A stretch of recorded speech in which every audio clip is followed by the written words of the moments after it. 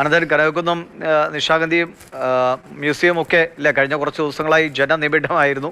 ആഘോഷത്തിൻ്റെ ആഘോഷ കാഴ്ചകൾ നമ്മളിങ്ങനെ കണ്ടുകൊണ്ടിരിക്കുകയായിരുന്നു. അതിൻ്റെ ഒരു അവസാനം കുറിക്കുന്ന സമയമാണ്. തിരക്കെങ്ങനെ ആ മേഖലകളിൽ അവിടെ ഏതൊക്കെ കാര്യങ്ങളാണ് ഈ ഘോഷയാത്രയുമായി ജോയിൻ ചെയ്യുന്നത്? ദിവസം 10 ദിവസം നീണ്ട ഓണം വാരാഘോഷം അതിൻ്റെ സമാപനമാണ് തലസ്ഥാന നഗരത്തിൽ നടക്കാൻ പോകുന്നത്. വലിയ ഘോഷയാത്രയാണ്. അതിനുള്ള മുന്നൊരുക്കങ്ങൾ തലസ്ഥാന നഗരത്തിൽ നടക്കുകയാണ്.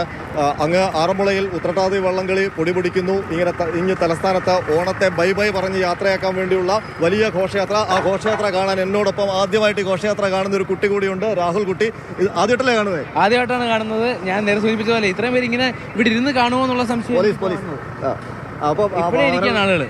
അപ്പൊ നമ്മൾ നോക്കുമ്പം ഈ ഓണത്തിന് ബൈ ബൈ പറയുമ്പം മാവേലി കൂടി ബൈ ബൈ പറയാൻ പോവുകയാണ്. ഒരു മാവേലി ഇതാ ഒരു കൊച്ചു കുട്ടിയായിട്ട് പിന്നെ കൊച്ചു വർത്താനമൊക്കെ പറഞ്ഞ് നിൽപ്പുണ്ട്. ഇനി അടുത്ത ഓണത്തിന് കാണാമെന്നായിരിക്കും പറയുന്നത്. മാവേലി ഓണം അങ്ങ് പോയി, മാവേലിയും പറയുകയാണ്, ടാറ്റ പറയുകയാണല്ലേ കുഞ്ഞുങ്ങളോട്. എങ്ങനെയുണ്ടായിരുന്നു ഈ പ്രാവശ്യത്തെ ഓണം? ഓണം എല്ലാം കൊണ്ട് നല്ലതായിരുന്നു. പ്രജകളെല്ലാം സന്തോഷമായിരുന്നു. ഇനിയിപ്പോൾ അടുത്ത ഓണത്തിന് കാണാം. അടുത്ത ഓണത്തിന് കാണാം. ഇന്നത്തെ ഓണത്തോട് കൂടി ഈ ഘോഷയാത്ര കിഴക്കേക്കോട്ടയിൽ സമാപിക്കുമ്പോൾ മാവേലിയും ബൈ ബൈ പറഞ്ഞ് ഈ വേഷം അങ്ങ് അഴിച്ചു വെക്കും. അഴിച്ചു വെച്ച് കഴിഞ്ഞാൽ അടുത്ത വർഷമേ എത്തുള്ളൂ. അങ്ങനെ ലാൽജി മാവേലി യാത്ര പറയാൻ ഒരുങ്ങുകയാണ്. അദ്ദേഹത്തിന് ഒരു പ്ലോട്ടുണ്ട്. അങ്ങോട്ട് ആ പ്ലോട്ടിൽ അണിചേരാനുള്ള ഒരു തീരുമാനത്തിലാണ്. ഏതായാലും നമുക്ക് രാഹുലൻ, ഒരുപാട് ഘോഷയാത്രകൾ, ഒരുപാട് ഐറ്റംസ്, കലാരൂപങ്ങളൊക്കെ ഈ ഘോഷയാത്രയ്ക്കൊപ്പം ചേരും. ഈ പ്ലോട്ടുകളെല്ലാം പിന്നിലേക്ക് പോയിട്ട് അത് ഓർഡർ അനുസരിച്ച് വരാനാണ്. ഇവിടെ കുറേ കലാകാരികൾ ഇവിടെ നിൽപ്പുണ്ട് പല പല കലാരൂപങ്ങളുമായിട്ട്. ഈ ഒരു തുടക്കം, ഇതെല്ലാം അറേഞ്ച്മെന്റ്സ് കണ്ടിട്ട് എന്ത് തോന്നുന്നു? എനിക്ക് സത്യം പറയാമല്ലോ, ഞാൻ 4 മണി എന്ന് പറയുമ്പോൾ ഏതാണ്ട് 5 മണി 6 മണിയോടുകൂടി ആളിലെത്തത്തോളം എന്ന് വിചാരിച്ചു.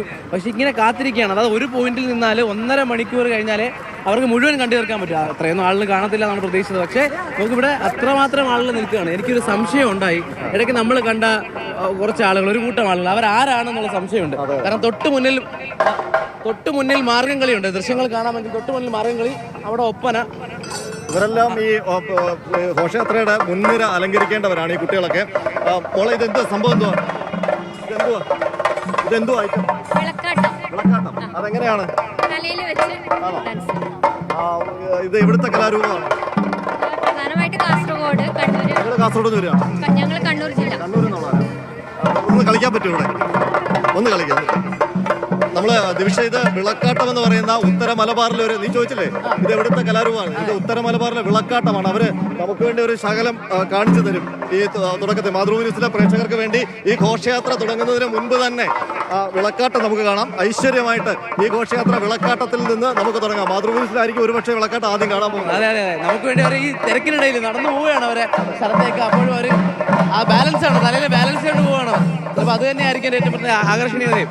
ഇത് മന്ത്രമല്ല, മാജിക് അല്ല, എന്തെങ്കിലും പശ ഉപയോഗിച്ച് ഒന്നിച്ചു വെച്ചേക്കല്ല. ഇത് കൃത്യമായി ബാലൻസ് ചെയ്ത് നിർത്തിയാണ്. അതെ, ആ ബാലൻസ് തന്നെയാണെന്ന് ഒരു രസം.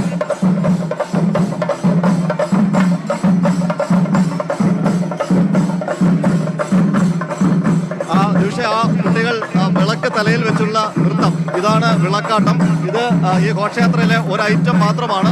ഇതുപോലെ കുറേയധികം കലാരൂപങ്ങൾ ഈ ഘോഷയാത്രയിൽ അണിചേരും. ഇവിടെ കൂടുതൽ കലാകാരികളും കലാകാരന്മാരും ഇവിടെ അണിചേരുകയാണ്. ഇതിന് മുന്നിൽ, വിളക്കാട്ടത്തിന് തൊട്ട് മുന്നിൽ മാർഗംകളിയുണ്ട്. മാർഗംകളി കലാകാരികളെ കൂടി അവരെല്ലാം മുൻപിലേക്ക് പോവുകയാണ്. അവിടെ ഓരോ ദൃശ്യങ്ങൾ നോക്കുകയാണ്. നമ്മള് അല്ലാതെ ഡാൻസ് കളിക്കുന്ന താളം തെറ്റാനുള്ള സാധ്യത വളരെ അധികമാണ്. അപ്പോഴാണ് ഇത്രയും വലിയ വിളക്ക് തലവെച്ച് ഡാൻസ് കളിക്കുന്നത്. അവരെല്ലാം തിരക്കിലാണ്, വലിയ തിരക്കിലാണ്.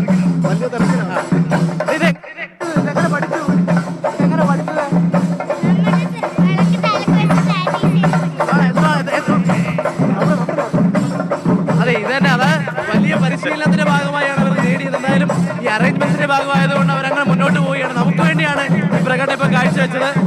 ഇതുപോലെ ഒട്ടനവധി പ്രകടനങ്ങൾ നമ്മളെ കാത്തിരിക്കുകയാണ്. തൊട്ട് പിന്നാലെ കടന്നു ഒപ്പനക്കാര് വരുന്നു. ഒപ്പന ചുവട് കാണാൻ നിങ്ങളൊരു മാതൃഭൂമി ന്യൂസിന് വേണ്ടി ഒന്ന് ചുവട് വെക്കോ? ഒപ്പനക്കാര് മാതൃഭൂമി ന്യൂസിന് വേണ്ടി ഒന്ന് ചുവട് വെക്കോ?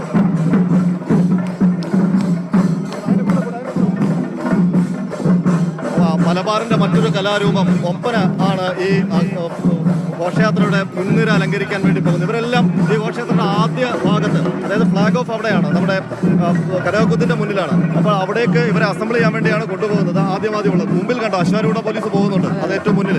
ആ അശ്വാരൂഢ പോലീസാണ് ഏറ്റവും മുന്നിൽ വരുന്നത്. ഇപ്പോൾ ഓരോ ചെണ്ടമേളം, അങ്ങനെ ഓരോ കലാരൂപങ്ങൾ ഇങ്ങനെ പോവുകയാണ്.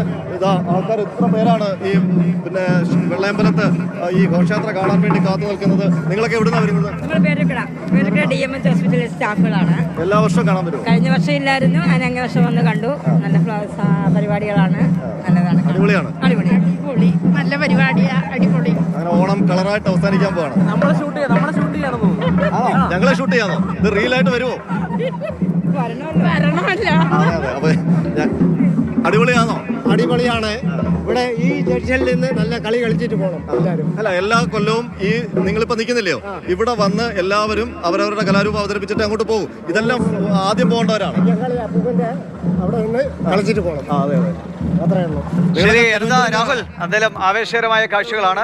വിളക്കാട്ടമൊക്കെ നമ്മൾ കണ്ടു. ഇനി ഒറിജിനൽ അതിന്റെ രൂപം അവർ നടന്നു തുടങ്ങുമ്പോൾ നമുക്ക് കാണാൻ കഴിയും. നമുക്കായിട്ട് അവർ സ്നേഹത്തോടെ കുട്ടികൾ പങ്കുവെച്ചാണ്. അപ്പോൾ അവർക്ക് നന്ദി.